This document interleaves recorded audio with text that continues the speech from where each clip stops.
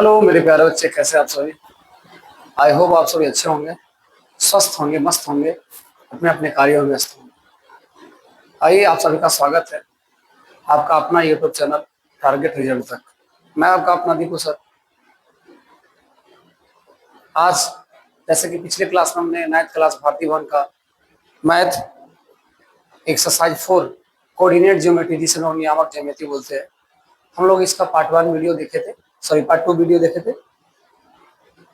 अभी हम लोग चलते हैं इस क्लास को आगे बढ़ाते हुए पार्ट 3 वीडियो चालू करने वाले हैं।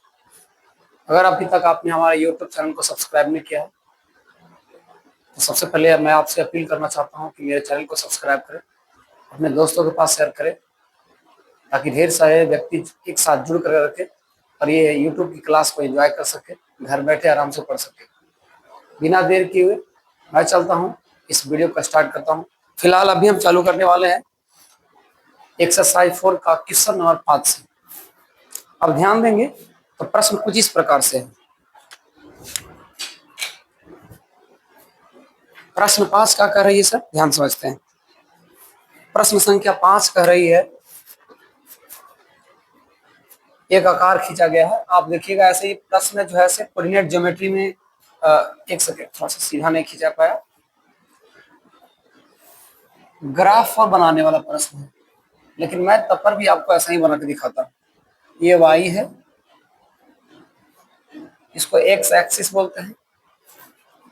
ये x डैश हो गया, यानी माइनस वाले हो गया, इधर y डैश हो गया।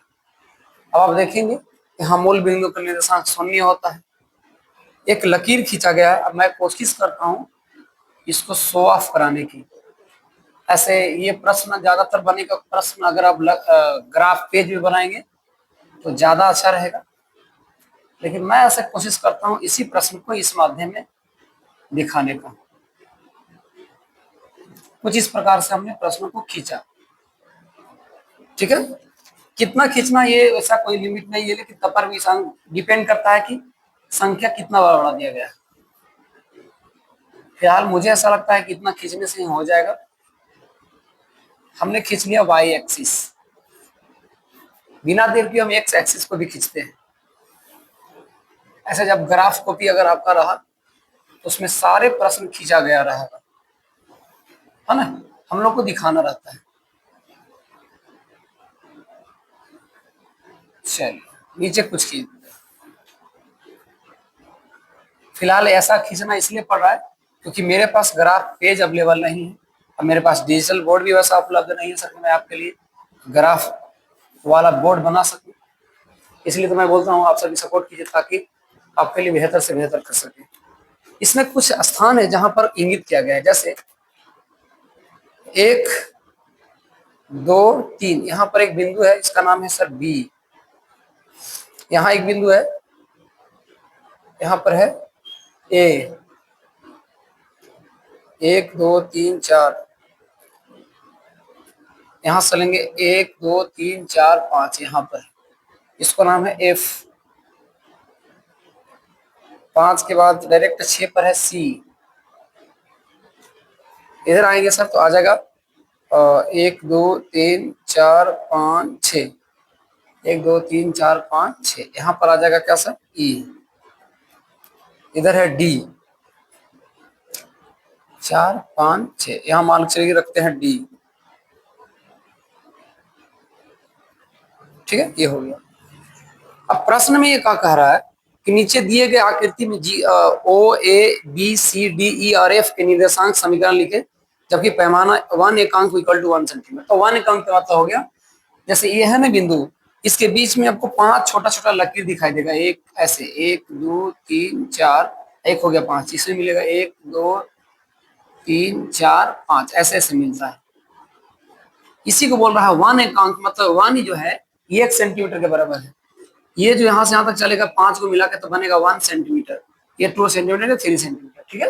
तो ऐसे ग्राफ बना रहता है। फिलहाल मैं आपको ऐसा ही बनाता हूँ, यानी इतना जानिए कि सर बीच में 5 लाइनें होती है, 4 लाइनें, बीच में 5वां ये पड़ेगा तो एक अंक चेंज होता है, यानी 5 लकीर पतला पतला खींचिए, 5 एकांक उसको बोलते हैं। 5 एकांक पर बढ़े तो 1 सेंटीमीटर गिना जाएगा।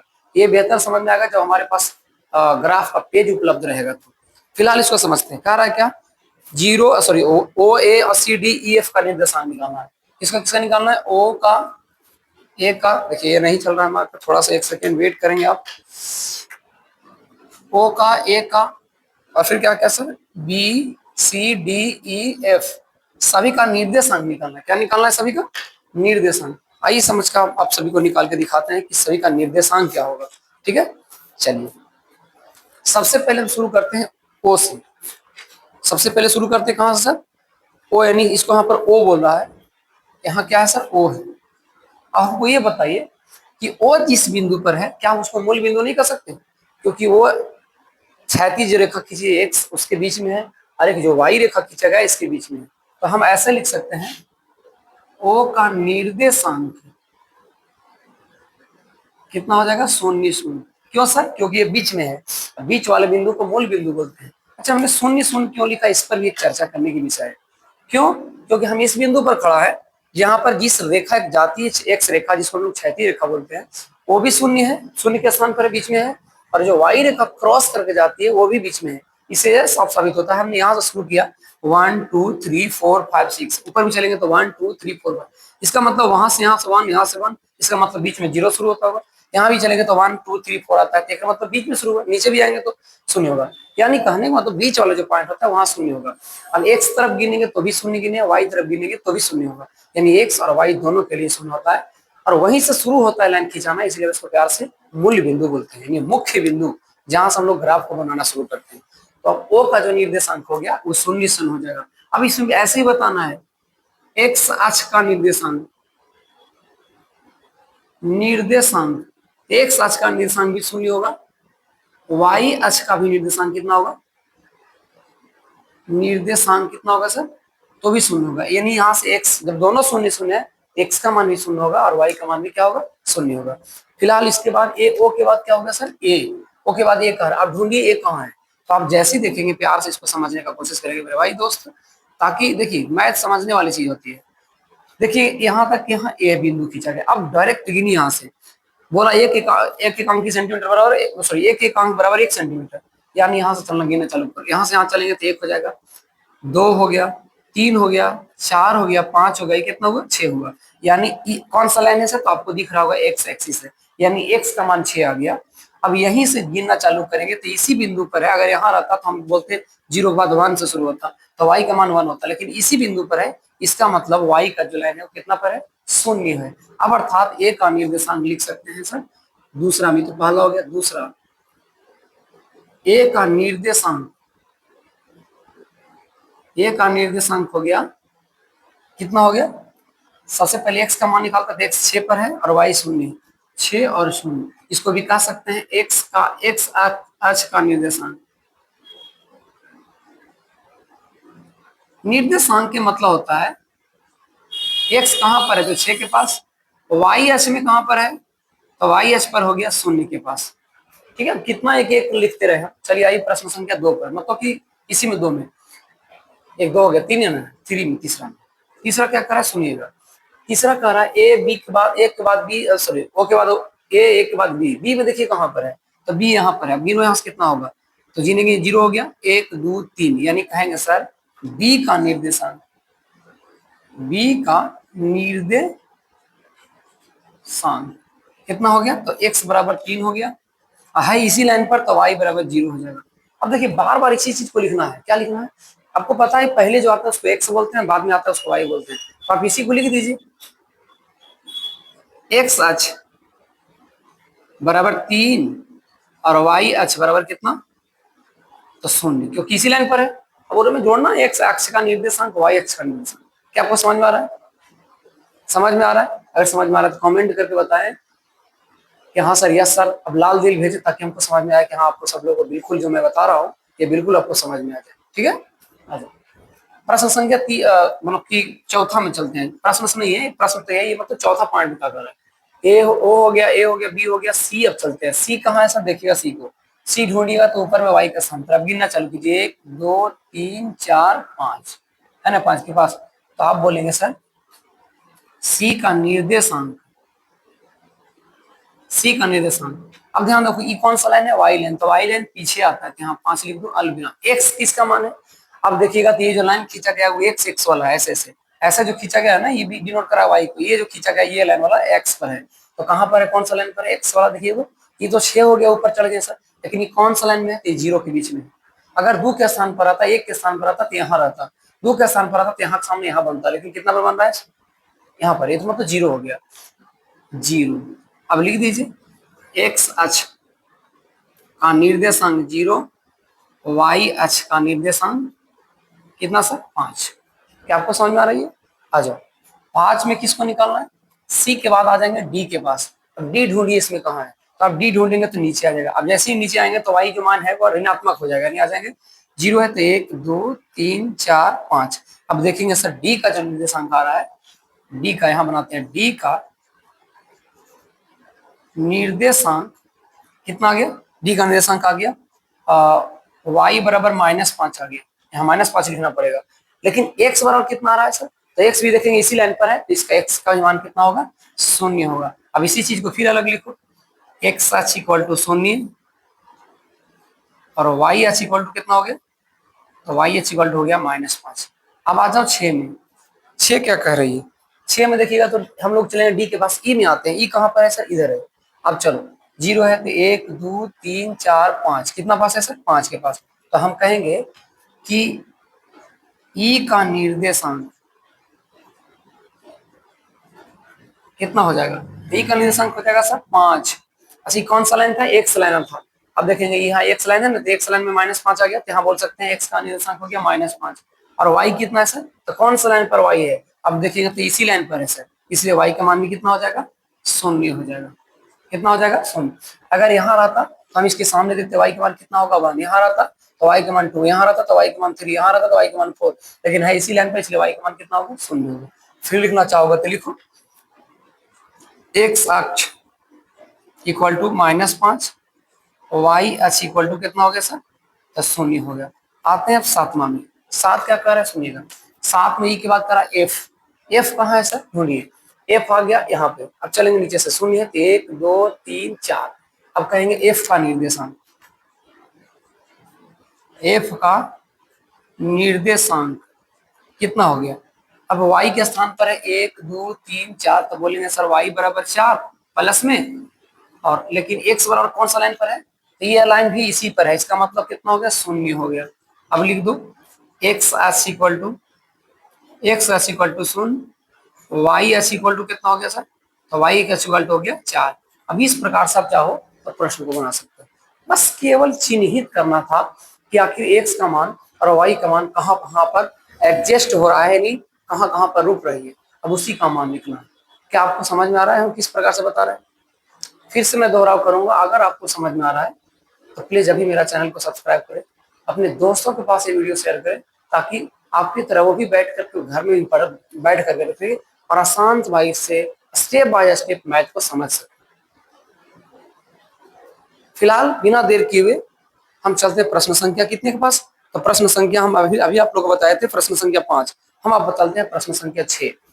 अब देखिए प्रश्न संख्या 6 के लिए अलग से वीडियो नहीं बनाना पड़ेगा, सॉरी अलग से मतलब हमको नहीं खींचना पड़ेगा, इसी में हो जा रहा है, ध्यान रखिएगा, बस केवल उसको हम साफ करेंगे। आप चाहो तो इसको उतार सकते हो, वीडियो पॉज करिए उतारिए, तब तक हम आगे बढ़ते हैं प्रश्न संख्या 6 के लिए, ठीक है।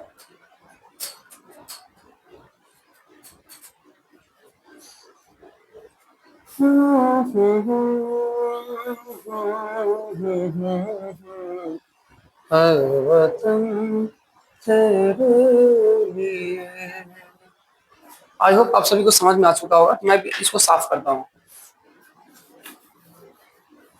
आप बनाइए, प्रैक्टिस करें एक बार 2 बार, आपको बिल्कुल समझ में आएगी मैथ किस प्रकार से हम बता रहे हैं। अगर आप केवल सिर पर सिर उतारना चाहेंगे, नोट डाउन करना चाहेंगे, तो इससे कुछ नहीं होने वाला है।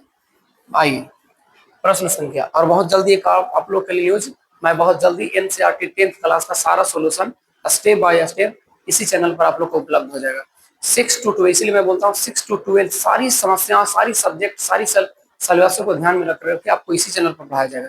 तो मैं आपसे गुजारिश करता हूँ कि ये वीडियो आपसे दूर हो जाए, वीडियो स्किप ना करें, उससे पहले आप हमारे चैनल को सब्सक्राइब कर लें, अपने दोस्तों को भी जानकारी दे दें कि एक ऐसा प्लेटफॉर्म है जहां पर आप घर बैठ करके तैयारी कर सकते हैं, ठीक है।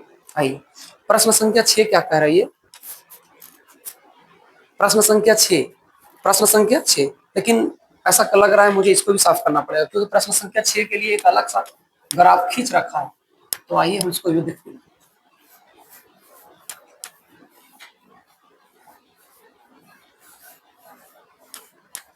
तो प्रश्न संख्या 6, प्रश्न संख्या कितने प्यारे बंधुओं, प्रश्न संख्या 6। आइए प्रश्न संख्या 6 के लिए क्या करें, पहले ग्राफ बना दिया गया है। आप देखिए इसको, ग्राफ को, इसको बोलेंगे सर ये वाई एक्सिस हो गया, ये एक्स डैश हो गया, सॉरी वाई डैश हो गया, एक्स डैश, और ये कितना हो गया, एक्स हो गया। मूल बिंदु कितना होता है सर, 0 0 0। अब इसको लिखिए 1 2 3 4 5, -1 -2 -3 -4 -5, 1 2 3 4 5, चलेंगे इधर -1 -2 -3 -4 -5, ठीक है। आ जाओ, इसमें केंद्रित किया गया है 4 से 2 तक। कितना से सर, 4 से 2 तक। आइए इसको बोलते हैं डी। फिर क्या गया है 5 से 5 तक,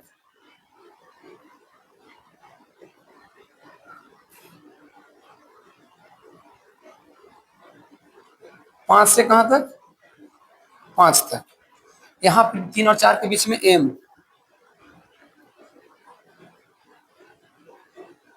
एम, ठीक है, बस हो गया। अब इसमें एक और है, एक और है, सॉरी सॉरी सॉरी सॉरी, 5 के पास एल है, हम यहाँ पे लिख दीजिए एल, ठीक है। अब देखिए प्रश्न क्या कर रही है 6 में, प्रश्न कर रही है 6 का, हम देखिए इधर सॉल्व करते हैं। प्रश्न कर रहा है कि दिए गए आकृति में निम्नलिखित को लिखे। पहला प्रश्न कर रहा है सी का निर्देशांक, सी का निर्देशांक, आई एम सी का निर्देशांक लिख के दिखाते हैं आपको। अब ढूंढिए भाई आप लोग, मेरे प्यारे बंधुओं, आप लोग ढूंढिए कि सी कहाँ पर एडजस्ट है, कहाँ पर बैठा हुआ है। आप ढूंढिए वहां से एक्स कितना दूर है, वहां से वाई कितना दूर है। तो आप देखेंगे गौर से, तो आप गौर से देखिए सी इधर है, सी इधर है फोर्थ क्वार्टर में। और फोर्थ क्वार्टर में तो आप जानिए पहला एक्स का मान प्लस होगा, वाई का मान क्या होगा, माइनस होगा। आप ढूंढो, यहाँ से खड़ा हो जाओ और यहाँ से ढूंढने के सीधे जाएंगे 5 से नीचे, तो एक्स का मान कितना हो गया सर, 5। यहाँ पर लिख दीजिए 5। अच्छा वाई का मान कितना है सर, तो इसके वाई के लिए इस लाइन पर आकर देखना पड़ेगा। इधर देखे तो नहीं दिखाई दे, सी नीचे बढ़ते जा रहे बढ़ते जा रहे, यहाँ खड़ा होकर देख रहे हैं तो इसके सामने दिखाई दे रहा है। अब जिसके सामने दिखाई देता है वो होता है वाई का मान। ये कितना हो गया सर, -5। ये हो गया सी का निर्देशांक। क्या इस प्रकार से आप नहीं चुन पाएंगे? जी हाँ बिल्कुल चुनेंगे, बस एक बार कोशिश करने की जरूरत है। फिर मैं गाइडलाइन करने वाला हूँ आपके साथ।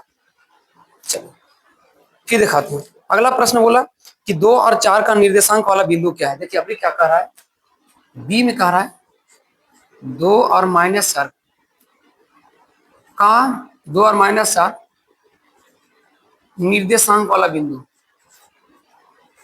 निर्देशांक वाला बिंदु। अब बताइए हमको कि 2 और 4 का निर्देशांक वाला बिंदु का है, यानी 2 और 4 कहां पर है। 2 और 4 ढूंढिए, 2 से 4 कहां डिनोट कर रहा है। तो मुझे ऐसा लग रहा है सर डी है। देखिए एक्स से देखेंगे तो दिखाई देगा आपको 2, 2 से सीधे ले आ रही है। और कहां मिला रही है सर, यहाँ खड़ा होइए, यहाँ से देखिए आप डायरेक्ट 4 मिला रही है ना। अब इसमें भी देखिए एक्स का मान पहले 2 है और वाई की जो मान आता है बाद में उसको 4 बोलते हैं। इसका बिंदु क्या हो जाएगा सर, इसका बिंदु हो जाएगा डी। प्रश्न संख्या आप सी पर आते हैं। प्रश्न संख्या सी कह रही है बिंदु एल का निर्देशांक ज्ञात करिए। चलिए आइए सी में एल का निर्देशांक,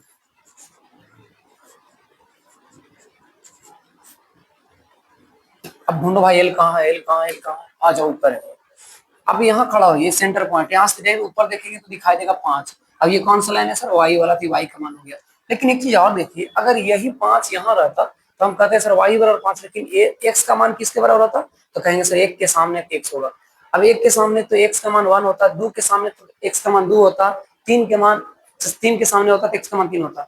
अब आप सोच के बताओ ये किसके सामने है, किसके सामने है।